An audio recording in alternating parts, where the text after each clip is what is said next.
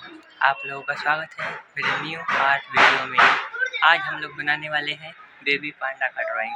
चलिए video start करते हैं। तो सबसे पहले हम लोग यहाँ पे आउटलाइन ड्रा करेंगे।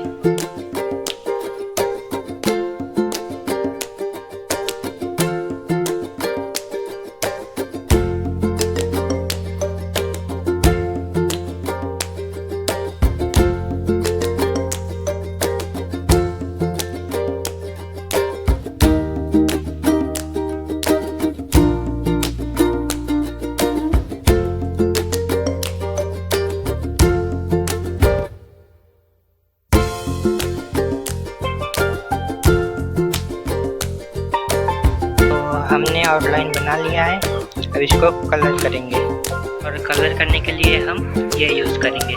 चलिए कलर करते हैं। तो सबसे पहले हम लोग हाथ से स्टार्ट करेंगे।